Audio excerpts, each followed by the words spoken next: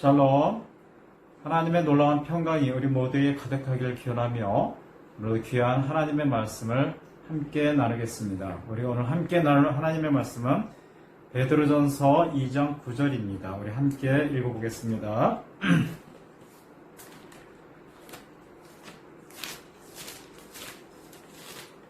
베드로전서 2장 9절. 그러나 너희는 선택받은 세대요 왕같은 제사장이며 거룩한 민족이요 독특한 백성이니 이는 너희를 어두움에서 불러내어 그의 놀라운 빛으로 들어가게 하신 분의 덕을 너희로 선포하게 하려는 것이니라. 아멘. 저는 개인적으로 이 말씀을 굉장히 좋아합니다. 그래서 제가 이 말씀 참 많이 인용하고요. 정말 이 말씀대로 정말 살기를 정말 저는 희망합니다. 우리가 2000년 전에 오신 그 예수 그리스도는요, 그 당시에 모든 것을 굉장히 바꾸고 변형시켰던 놀라운 사건입니다. 예수 그리스도가 오심으로 인해서 그 땅에 있는 모든 것들이 막 바뀌기 시작하는데요. 율법주의가 변화가 되고 또 형식적인 종교 형태라든지 사상이라든지 문화라든지 정치라든지 아무튼 그분의 등장으로 인해서 모든 사람들에게 충격과 신선한 어떠한 그런 패러다임을 제공합니다. 마찬가지로 성경을 보면은 그 뒤에 등장하는 신의 교회들로 인해서 굉장히 그 당시에 많은 경우에 있어서 굉장히 많은 반향과 많은 충격을 줬다고 표현하고 있습니다. 사도행전 17장 6절에도 뭐라고 표현하고 있냐면 이 신의 교회들로 인해서 세상을 소란과 소동을 일으켰다고 그렇게 기록하고 있습니다. 그래서 이 사도행전에 나오는 이 교회 사람들, 즉 크리스찬이 가는 곳마다 세상을 뒤집어 엎는 그런 일들을 우리가 보게 됩니다. 그래서 이러한 기록들을 볼 때 이러한 기록은 기록으로 끝나는 것이 아니라 바로 우리에게도 이 말씀이 적용되는 것이고 또 이 말씀이 우리가 속한 이 지역이나 또 교회가 속한 어떤 지역의 사회가 정말 지금과 같은 모습이 그러니까 변함없이 계속 유지가 되고 있다면 우리들도 마찬가지지만 그 지역사회에 있는 교회들도 교회가 아니라고 표현되는 그런 말을 우리가 보게 됩니다. 불신자들이 예수 그리스도를 받아들이지 못하는 여러 가지가 있지만 그 가운데 가장 큰 이유는요. 그 불신자들의 주위에 있는 믿는 자들, 즉 크리스찬들이 그들의 삶 속에서 어떤 큰 변화를 보여주지 못하기 때문에 불신자들이 그렇게 스스로 어떤 특별한 이유를 대가면서 정말 저들도 하나님을 믿는다고 하면서 변화가 없는데 내가 굳이 저들이 믿는 저렇게 능력이 없는 하나님을 내가 굳이 뭘 믿어야 될까 하고 그들 스스로조차도 하나님을 받아들이는데 어떤 필요성을 느끼지 못한다고 표현합니다. 자, 그럼 예수 그리스도께서 우리에게 명령하신 명령이 있어요. 자, 모든 족속들을 제자 삼고, 그 다음에 모든 사람들에게 정말 복된 소식을 전하고, 또한 이렇게 하라는 그 예수 그리스도의 이런 말씀들은요, 그러면 그 믿지 않는 사람들이 받아들이지 않기 때문에 이러한 예수님의 명령은 어떻게 보면 우리 가운데 정말 힘도 없는 한낱 구호로만 그치는 경향을 우리가 보게 됩니다.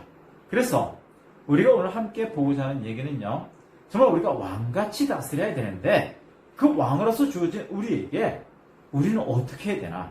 자, 우리는 이제는 정말 그 사도행전에 나왔던 그 모든 교회들이 그 시대와 그 지역과 모든 것을 변화시키고 그들이 놀라운 소동을 일으켰던 것처럼 우리 모두도 변해야 된다고 표현하고 있습니다.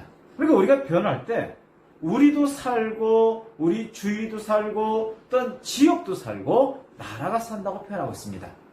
자, 코로나 이후로 굉장히 많은 것들이 변할 거라고 표현하고 있습니다. 그럼 마찬가지로 우리도 변해야 됩니다. 우리도 이제는 예전과 같은 흐름이나 예전과 같은 어떠한 그런 늘 습관처럼 이어지는 그 모든 것들이 이제는 변해야 된다고 표현하고 있어요. 자, 제가 가장 좋아한다는 이 베드로전서 이 2장 9절의 말씀은 베드로가 지금도 우리에게 강력하게 주장합니다. 뭐라고 표현하냐면 우리가 왕 같은 제사장이라고 표현하고 있어요. 자, 그래서 우리는 이 왕 같은 제사장에 대한 그 의미를 우리가 다시 한번 정말 새기고 우리가 한 주간 우리가 어떻게 살아야 되고 우리가 어떻게 이겨야 될지에 대해서 함께 나누고자 합니다. 자, 왕 같은 제사장이래. 제사장인데 왕 같다고 표현하고 있어요.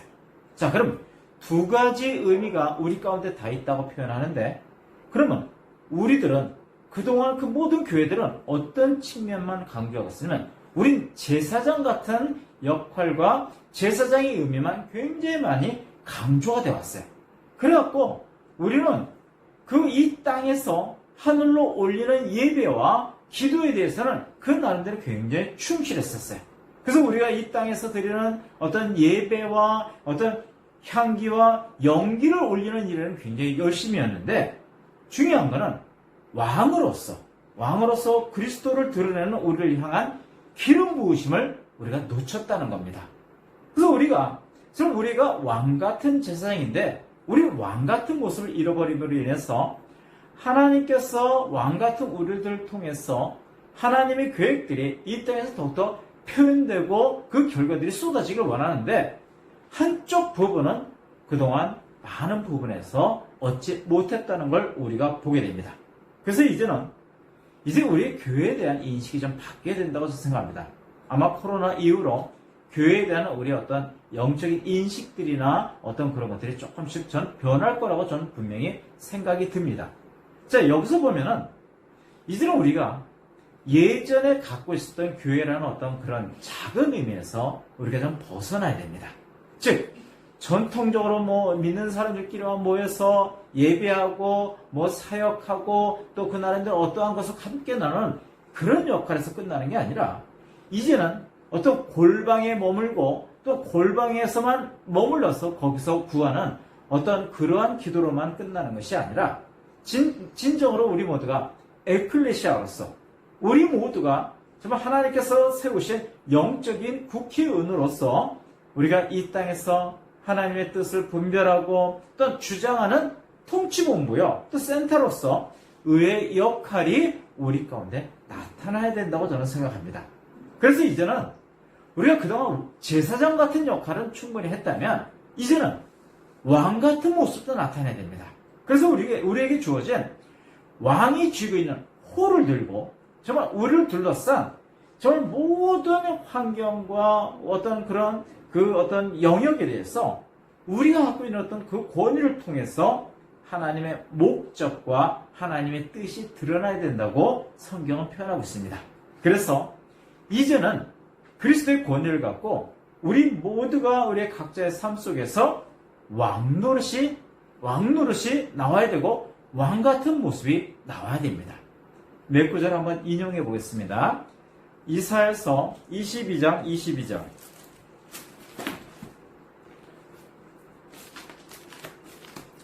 이사야 22장 22절 제가 읽겠습니다. 내가 다윗 집의 열쇠를 그의 어깨에 두리니 그가 열면 닫을 자가 없겠고 그가 닫으면 열 자가 없으리라. 자, 뭐라고 표현하냐면 다윗 집의 열쇠를 그 다윗의 어깨에 두었는데 다윗이 그 열쇠를 통해서 닫게 되면 그 누구도 닫게 되고 닫혀서 열 수도 없다라고 표현하고 있어요. 이런 비슷한 구절이 마태복음에도 기록되어 있습니다. 마태복음 16장에 보면 마태복음 16장 19절에 보면 예수께서 뭐라고 표현하시냐면 그리고 내가 천국의 열쇠들을 너에게 주리니 내가 무엇이든지 땅에서 묶으면 하늘에서도 묶일 것이요 또 내가 무엇이든지 땅에서 풀면 하늘에서도 풀릴 것이니라 하시니라. 18장 18절에 보면 또 뭐라고 표현하고 있냐면 진실로 내가 너에게 말하노니 무엇이든지 너희가 땅에서 묶으면 하늘에서도 묶일 것이요 또 무엇이든지 너희가 땅에서 풀면 하늘에서도 풀어지리라. 자, 그럼 여기 보면 우리가 연속해서 읽은 우리 이사야서 22장의 말씀이나 마태복음 16장 18장의 말씀을 보면 하나의 얘기를 표현하고 있습니다. 뭐라고 표현하냐면 어떠한 열쇠가 우리 가운데 주어지고 있어요. 근데 그 열쇠는 우리가 열면 천국의 문도 열리고 우리가 잠그면 천국의 문도 닫히고 우리가 묶었을 때 하늘에서도 묶이고 우리가 풀었을 때 하늘에서도 풀린다고 표현하고 있습니다.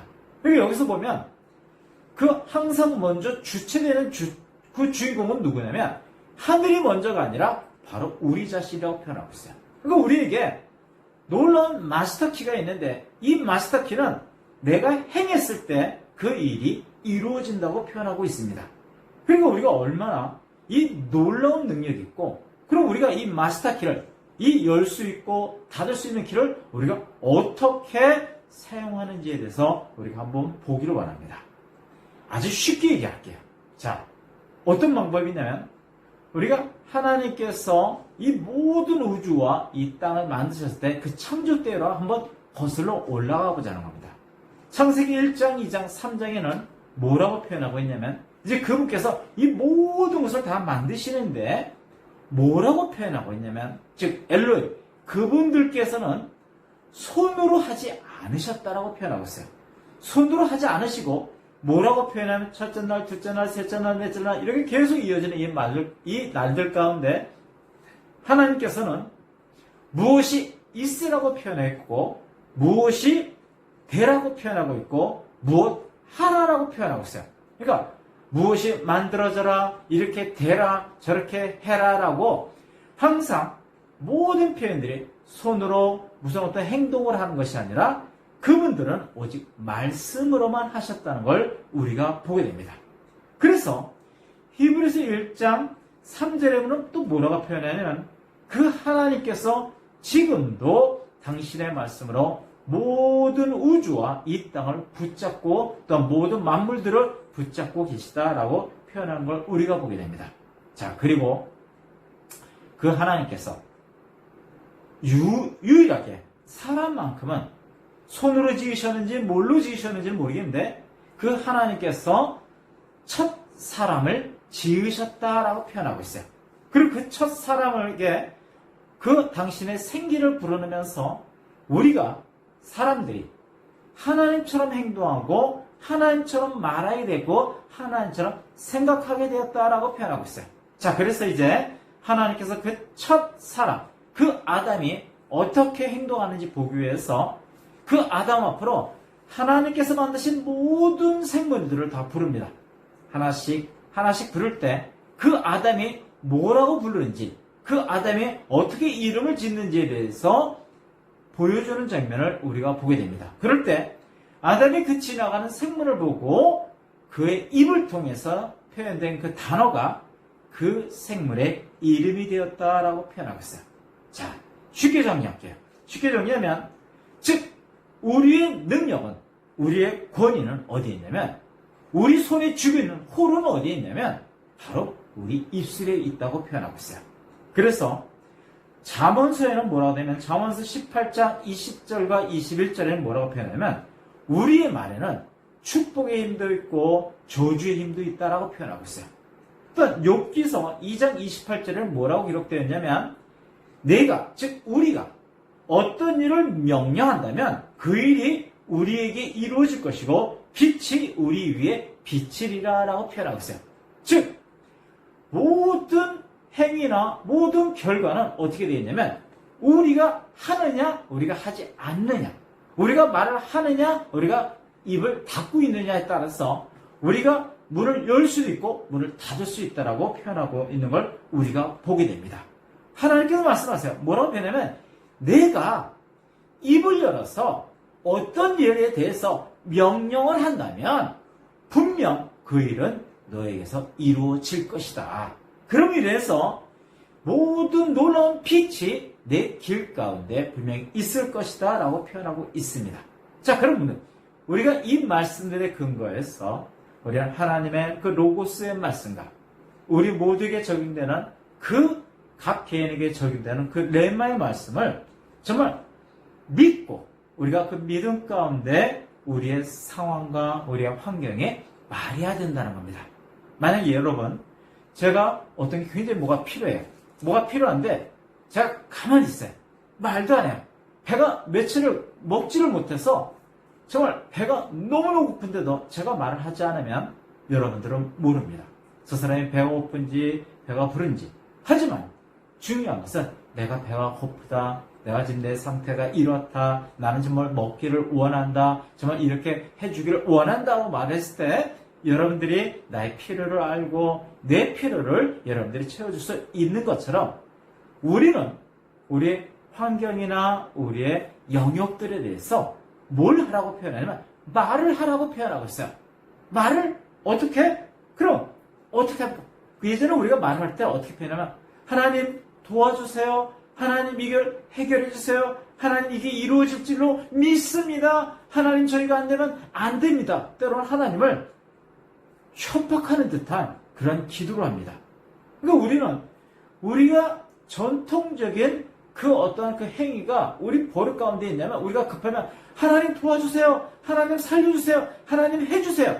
라고 하면서 우리가 우리의 어떤 말 표현들이 항상 애걸하거나 구걸하거나 아니면 부탁하거나 아니면 뭐 please라고 하면서 꼭 뭔가를 자꾸 이렇게 구걸하는 듯한 모습을 보여줍니다. 때로는 너무나 정중하게 예를 갖춰갖고 정말 이거를 해줬으면 좋겠습니다. 정말 이렇게 바쁘시지 않다면 하나님 이걸 좀 도와주세요라고 하면서 우리가 그렇게 하는데 습관이 됐어요. 그런데 이제는 우리가 좀 바뀌어야 됩니다.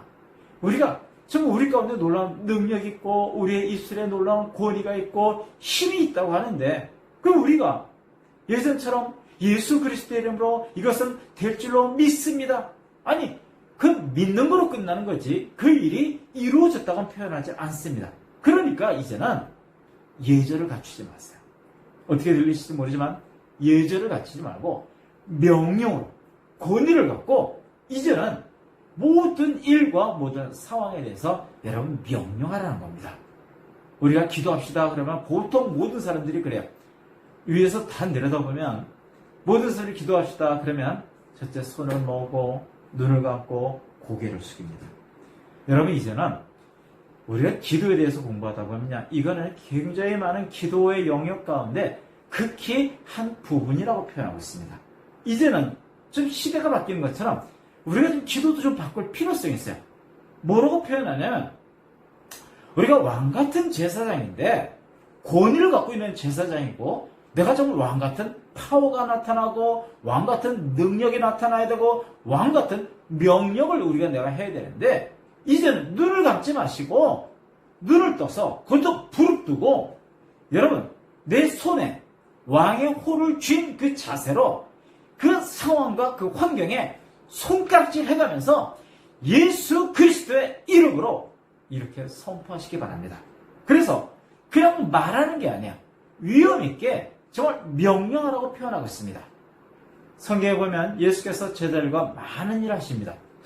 많은 일 하시는데 어떤 일 하시냐면 병자들을 고치고 귀신을 쫓아내고 정말 그 모든 상황에 대해서 놀라운 일들을 행하시는데 항상 예수께서 하시던 그 패턴을 우리가 보면 뭐라고 되어 있냐면 예수께서는 이것을 아버지 해주세요. 아버지 이게 지금 필요합니다. 아버지 지금 이걸 내 쫓기를 원합니다. 제발 저의 모습을 봐갖고 제 체면을 생각해서 이런 것들을 해결해 주세요라고 그렇게 말씀하신 적은 한 번도 없었어요. 예수께서 하신 거는 그냥 예수께서 가진 그 놀라운 권위를 통해서 병 보고 떠나라고 표현하고 있어요. 귀신 보고 너는 떠나라고 표현하고 있어요. 너는 나가라라고 표현하고 있고 너는 제발 이 사람에서 떠나줄 것을 내가 부탁한다라고 정중하게 예를 갖춰서 그렇게 표현한 적은 한 번도 없습니다. 하다못해 예수께서는 그 풍랑이는 그 배 가운데서도 바람을 대해서 명령을 하셨고 그 놀랍게 그 일어나는 그 파도에 대해서도 명령하시면서 잠잠하라라고 명령하시는 걸 우리가 보게 됩니다. 그러니까 우리도 마찬가지로 우리가 정말 그분의 모든 정권대사를 우리가 받은 사람들로서 우리가 에클레시아로서 우리가 놀라운 하나님의 모습들이 우리를 통해서 흘러나와야 됩니다. 그리고 우리도 선포하고 우리도 명령할 때 정말 우리가 담대하게 이렇게 행동할 때 우리가 여러분 우리가 선포하고 명령할 때 금지가 되고 또한 제한하게 되고 잘못된 것들을 우리가 무효화하면서 우리의 환경들을 누가 컨트롤하느냐? 내가. 여러분 우리가 컨트롤할 수 있다라고 그렇게 표현하면서 우리가 스스로 묻고 푼다라고 표현하고 있습니다. 마태복음 13장 18절에서 23절에 보면 예수께서 4가지 밭에 대한 비유를 듭니다. 첫 번째 밭 실패했어요. 두 번째 밭 실패했어요. 세 번째 밭도 실패합니다. 하지만 네 번째 밭은 성공을 하는데 이 네 번째 밭은요, 씨를 뿌리고 그렇게 행동했을 때 어떤 놀라운 열매를 걷냐면 100배의 열매를 걷고 60배의 열매를 걷고 30배의 열매를 걷는다고 표현합니다. 많은 사람들이 저는 정말 100배의 축복을 원합니다. 저는 60배의 놀라운 정말 축복을 원합니다. 제가 좀 30배의 놀라운 내 재정의 형통함을 원합니다. 그렇게 말을 합니다. 근데 중요한 거는 원하기만 할지 그들은 절대로 씨를 뿌리거나 씨를 뿌리는 수고를 하지 않는다는 겁니다. 그냥 저절로 나에게 정말 100배의 축복을 주세요. 저에게 60배의 축복을 주세요. 저에게 30배의 축복을 주세요. 이렇게 말은 하지만 그들은 아무것도 하지 않아요. 이제 우리는 바뀌어야 됩니다. 우리의 패턴들이 바뀌어야 되고 우리의 행동들이 바뀌어야 되고 정말 중요한 건 우리 생각부터 좀 바뀌어야 돼요. 시대가 바뀌는데 왜 우리는 아직도 옛날 것에 묶여서 그것도 굉장히 많은 다양한 방법들이 있는데 하나의 방법만 옳다고 생각해서 그 하나의 방법만 끝까지 붙잡고 있는 건 저는 굉장히 어리석다고 생각합니다. 이제는요, 내가 100배, 60배, 30배의 열매를 내가 원한다면 이제는 우리는 씨앗을 뿌려야 됩니다. 어떤 씨앗을 뿌리냐면 우리가 하나님의 말씀을 내 환경과 내 어려움과 나의 모든 영역들, 내가 변하기를 원하고 내가 정말 바뀌기를 원하는 모든 영역에 대해서 예수 그리스도의 이름으로 말하고 선포하고 명령하라는 겁니다.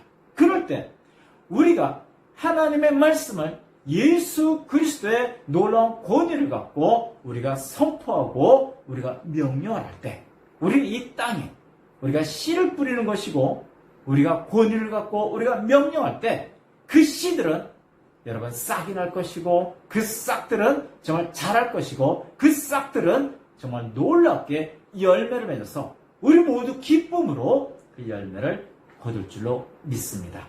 기도하겠습니다. 하나님 감사합니다. 하나님 정말 한 주간 하나님께서 우리와 함께 하시고 하나님께서 우리를 보호하시고 하나님의 놀라운 복들이 우리 가운데 함께 하심을 주님 감사합니다. 이제는 시대가 바뀐 것처럼 이제는 우리가 예전처럼 수동적이고 그냥 습관적인 그러한 신앙으로 우리가 나가는 것이 아니라 우리가 더욱더 적극적으로 정말 우리가 능동적으로 우리가 왕같은 제사장으로서 우리 손에 든 그 호를 들고 우리가 예수 그리스도의 이름으로 선포하고 명령하고 우리의 모든 영역에 하나님의 놀라운 능력의 말씀들을 뿌리며 나아가기를 소망합니다. 그래서 우리가 정말 100배, 60배, 30배 놀라운 열매들이 우리의 창고에 가득 차며 흘러 넘쳐서 우리 모두에게 나눌 수 있는 귀한 하나님의 왕같은 제사장이기를 소망합니다. 하나님 더욱더 함께해 주십시오. 한 주간 우리 모두에게 놀라운 능력의 기적들이 흘러넘치기를 소망하며 지금도 함께 하시는 예수 그리스도의 이름으로 우리 모두를 축복하며 기도합니다. 아멘.